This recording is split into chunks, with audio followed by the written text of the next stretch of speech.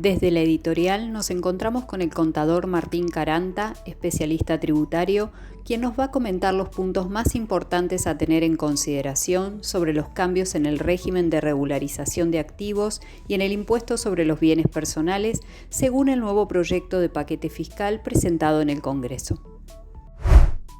Estimados colegas, mi nombre es Martín Caranta, un gusto saludarles.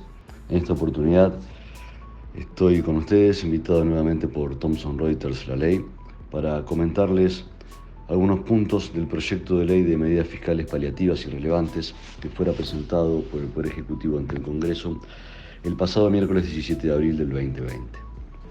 Este proyecto de ley contiene gran parte de las medidas fiscales que estaban en el capítulo nombrado con aquel nombre en el proyecto de ley de bases. Ustedes recordarán que luego las medidas fiscales fueron retiradas del proyecto de ley de bases y finalmente el proyecto también fue vuelto a comisión en el trámite parlamentario. Estamos ahora ante una ley independiente, un proyecto de ley independiente en rigor de verdad, que solamente se refiere a medidas fiscales, ¿sí?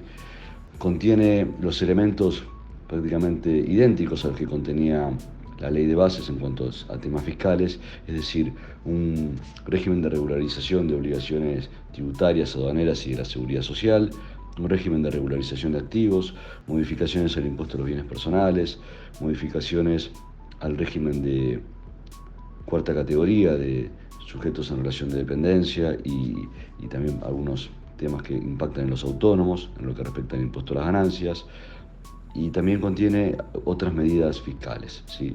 En esta oportunidad me voy a referir solamente a lo que es el régimen de regularización de activos y el impuesto sobre los bienes personales. La realidad es que el régimen de regularización de activos es un régimen muy interesante, muy conveniente para los contribuyentes porque es amplio. El régimen está previsto para sujetos residentes del país, para sujetos no residentes por los activos que pudieran tener en el país y las rentas que estos pudieran haber generado, y también para aquellos sujetos que fueron residentes en la República Argentina, pero que al 31 de diciembre del 2023 no lo son. En ese caso, los sujetos que adhieran a la regularización, al blanqueo, van a ser considerados nuevamente residentes argentinos. La vigencia del régimen está estipulada hasta el 30 de abril del 2025, que se podría prorrogar por el Poder Ejecutivo hasta el 31 de julio del 2025. Los contribuyentes que adhieran deberán manifestar la opción de adhesión desde la entrada en vigencia hasta el 31 de marzo. Hay distintas etapas que vamos a ver seguidamente.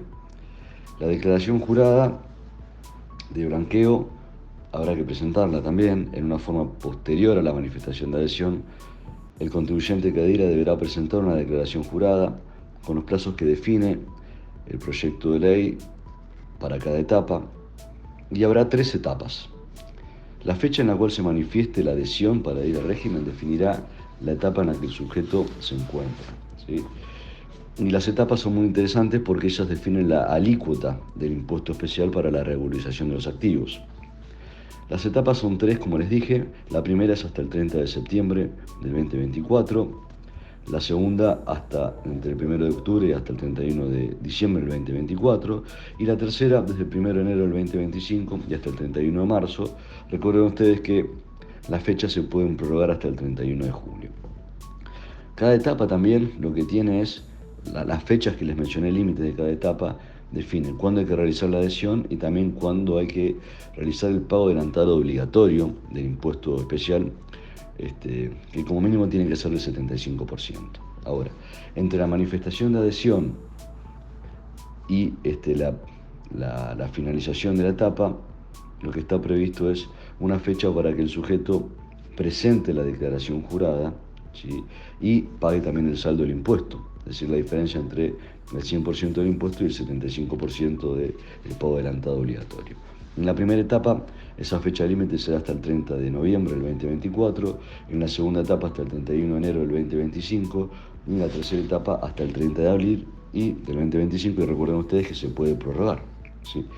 Las alícuotas son 5% para la primera etapa, 10% para la segunda etapa y 15% para la tercera etapa. Es decir, si tenemos en cuenta que un sujeto que regulariza seguramente haya tenido ganancias grabadas en el impuesto a las ganancias a la escala progresiva, que casi siempre aplica 35%, bueno, regularizando en la primera etapa, la alícuota será del 5%. Incluso es muy conveniente, hecha esta comparación solamente con el impuesto a las ganancias, si regularizar en la tercera etapa, con una alícuota del 15%.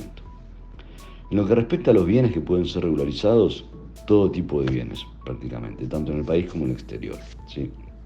La fecha de regularización, es decir, la fecha de corte para ver qué bienes no declarados pueden ser incluidos, es el 31 de diciembre del 2023. ¿Y cómo se regulariza? Es decir, ¿cuál es el mecanismo de regularización? Bueno, algo ya dije, lo que hay es habrá que presentar una declaración jurada de regularización en la cual se van a identificar los bienes por los cuales se solicita la aplicación del régimen. La reglamentación podrá establecer pautas de documentación a presentar, constancias fehacientes para acreditar la titularidad y el valor de los bienes. Y también hay que mencionar que existen reglas especiales para cierto tipo de activos, como por ejemplo dinero en efectivo en el país, donde habrá que depositarlo en una cuenta especial de regularización de activos, que también podrá aplicarse una cuenta especial comitente de regularización de activos, es decir, una cuenta no en un banco, sino en una ALIC. La base imponible del impuesto especial de regularización, de forma excepcional y únicamente a los fines de este régimen, se va a determinar en dólares estadounidenses, para lo cual la ley habla de un tipo de cambio de regularización que será considerando la cotización de ciertos títulos en el mercado local. El impuesto de regularización, ya les mencioné que según la alícuota aplicaba el 5, el 10 o el 15%, pero es importante tener en cuenta también que los primeros $100.000 que se regularicen en cualquier etapa son libres de impuestos. Recién el 5, el 10 o el 15% va a aplicar a partir de los $100.000 en adelante, ¿sí? Un tema no menor, el impuesto se va a calcular sobre la base del grupo económico o familiar. Se van a considerar los bienes regularizados por el contribuyente y aquellos que regularicen los ascendientes o descendientes hasta el primer grado de consanguinidad o afinidad, y también por cónyuges y convivientes, ¿sí? ¿Qué pasa si se regulariza más de una etapa? Bueno, aquí lo que dice la ley es que la franquicia de $100.000 deberá aplicarse solamente una vez, ¿sí?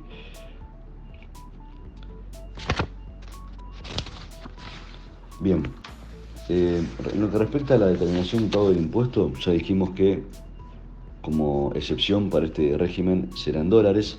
El impuesto habrá que abonarlo en dólares, ¿sí? Existe una excepción para ciertos activos situados en el país y va a haber que realizar un pago adelantado obligatorio del 75% y el saldo hasta la fecha de finalización de cada etapa que les mencioné anteriormente. ¿Qué pasa si se realiza el pago adelantado en defecto? Bueno, va a haber que abonar incrementar en un 100% el defecto para poder seguir gozando del régimen. Y ese incremento por haber realizado el pago anticipado en defecto no va a ser tomado como pago a cuenta. Por otro lado, la falta de pago del impuesto especial en término va a privar a la regularización de todos sus efectos, ¿sí? Obviamente un sujeto tiene como chance de entrar en la última etapa si es que se le pasa, por ejemplo, la fecha de pago para la segunda etapa.